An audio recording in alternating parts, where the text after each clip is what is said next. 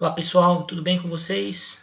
Espero que sim, todos saudáveis e animados para mais uma aula, né? Agora às vésperas aí do feriado de 7 de setembro e da padroeira da cidade. Bem, hoje nós vamos concluir finalmente o tema uso-capião. Vamos tratar da modalidade faltante da uso-capião coletiva. Além disso, já vamos passar ao estudo de mais uma das modalidades de aquisição da propriedade imóvel, talvez a principal delas, que é o registro do título. Bem, esse primeiro vídeo então vai ser destinado ao tratamento da uso-capião coletiva. A uso-capião coletiva, como já dissemos anteriormente, foi instituída, introduzida no nosso ordenamento jurídico pela Lei 10.257 de 2001, que ficou popularmente conhecida como Estatuto da Cidade. Essa lei, como a sua própria ementa sugere, regulamenta os artigos 182 e 183 da Constituição Federal, estabelecendo as diretrizes gerais da política urbana e da outras providências. Bem, nós já falamos sobre os instrumentos de política urbana previstos pela Constituição Federal, nos artigos 182 e 183. Um desses instrumentos é a uso-capião especial urbana, também conhecida como uso-capião promísero, né?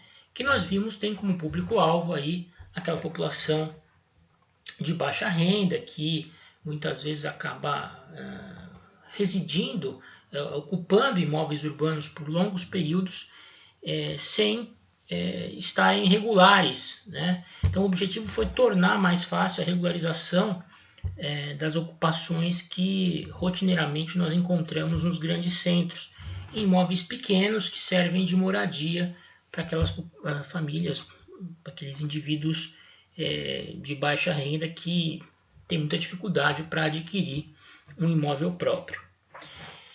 A uso-capião coletiva está inserida também nesse contexto.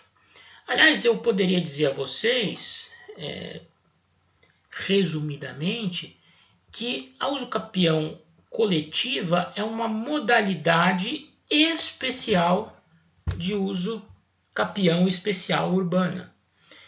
É uma modalidade de uso capião especial urbana que é destinada com ainda mais ênfase à regularização de grandes áreas particulares situadas em zona urbana e que acabam abrigando um grande número, uma imensidão de pessoas.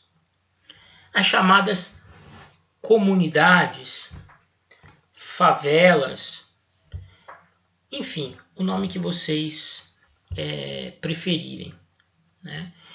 Nós sabemos que nos grandes centros urbanos, muitas vezes em áreas periféricas, existem imóveis pertencentes a particulares que por muito tempo ficaram sem a devida atenção e que acabaram sendo invadidos e posteriormente ocupados por pessoas de baixa renda, normalmente vindas do interior ou de outros estados, no caso de São Paulo, e que se acumulam nos grandes centros em busca de uma vida melhor.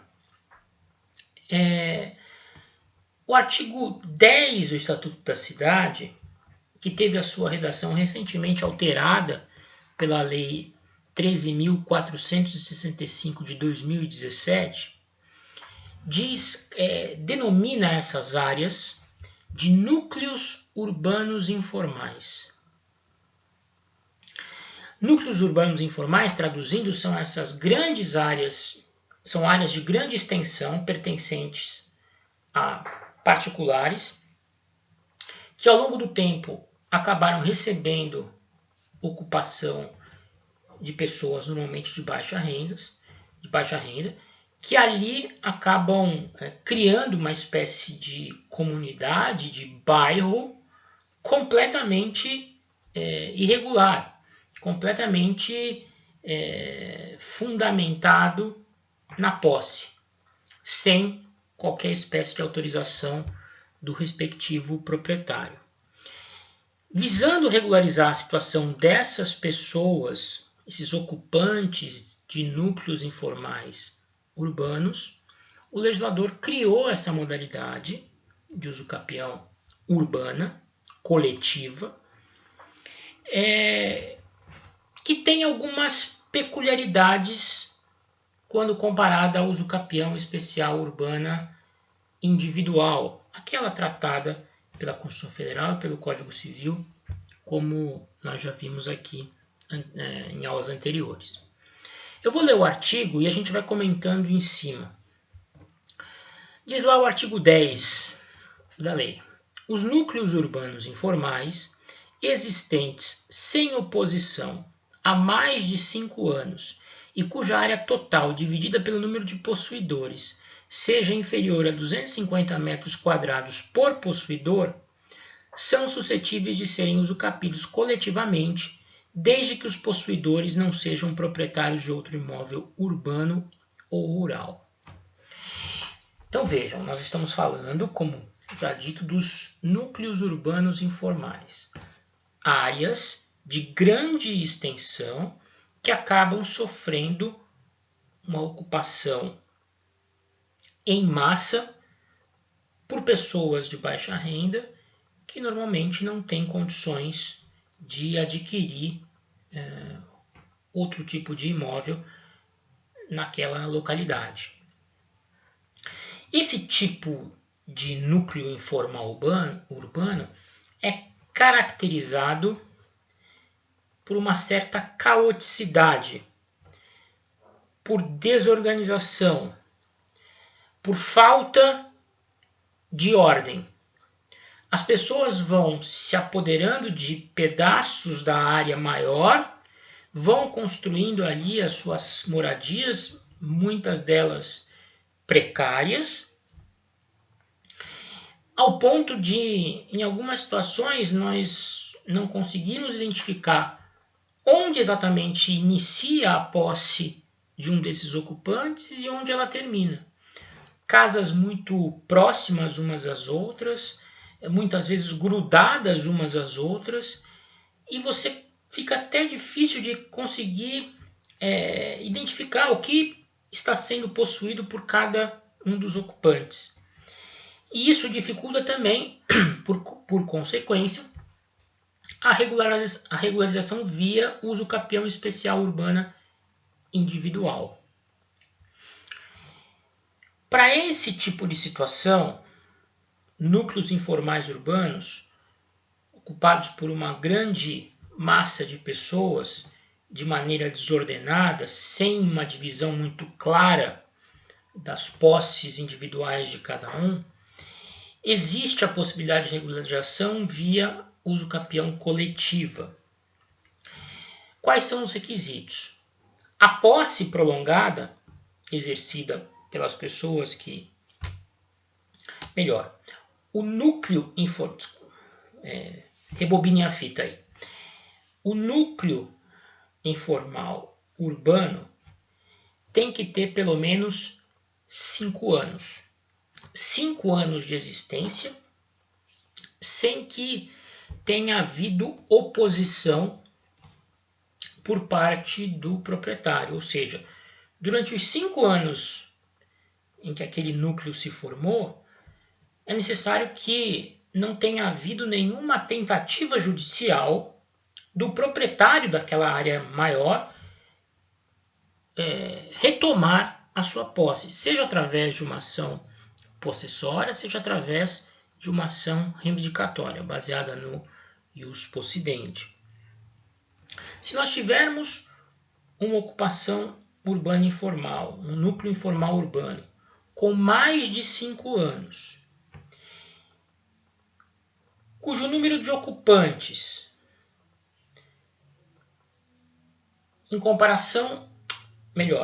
cujo tamanho da área dividido pelo número de ocupantes, você chegue a um número igual ou inferior a 250 metros quadrados por ocupante, é possível que todos obtenham uma uso capião coletiva, desde que não sejam proprietários de outros imóveis em área urbana ou rural. Então imagine, eu tenho lá uma área de propriedade particular situada numa zona periférica do município, onde vivem 300 famílias,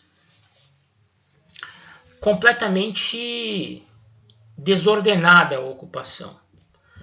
Não há ruas facilmente delimitadas, identificáveis. Existem moradias praticamente umas em cima de outras. Não existe um parcelamento do solo, não existem lotes específicos pertencentes a cada família. Enfim, se você dividir o tamanho da área pelo número de pessoas que ali habitam, você chega à conclusão de que cada núcleo familiar ocupa uma área de tamanho igual ou inferior a 250 metros quadrados. Aí eu tenho cumprido o primeiro requisito. Tá? A ocupação tem que ter mais de 5 anos e na divisão do seu tamanho pelo número de moradores, eu tenho que encontrar uma ocupação por núcleo familiar igual ou inferior a 250 metros quadrados. Está cumprido o primeiro requisito. O segundo requisito, aquelas famílias, o homem, a mulher, ou os homens, as mulheres, no caso de uma família homoafetiva, não podem ser proprietários de outro imóvel em zona urbana ou rural. O que evidentemente é o que acontece, porque ninguém mora em condições desfavoráveis porque quer, né? Porque a vida impõe. Se a pessoa tem um outro imóvel onde ela possa viver de uma maneira mais digna, menos difícil, com menos turbulências entre os vizinhos, lógico que ela vai preferir essa área. Né? Ninguém vai morar numa favela, numa comunidade, num núcleo informal, porque quer, mas por necessidade. Enfim, se esses dois requisitos estiverem preenchidos, é possível que todos aqueles moradores representados por uma associação de bairro, uma associação comunitária, ingressem com um pedido de uso capião coletiva.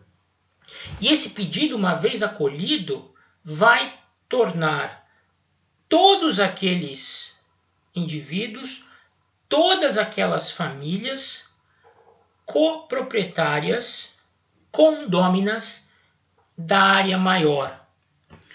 Como nesse caso não há como se fazer uma divisão muito clara, não há como se definir exatamente onde começa a posse de um, onde termina a desse um e começa a do outro, é possível que o juiz profira uma sentença reconhecendo a usucapião coletivo em favor dos integrantes daquela comunidade e estabelecendo pura e simplesmente que eles se tornam condôminos da área na proporção, por exemplo, se são 300 famílias, cada família vai ser proprietária de 300avos do todo. Vejam o que diz o parágrafo 2º,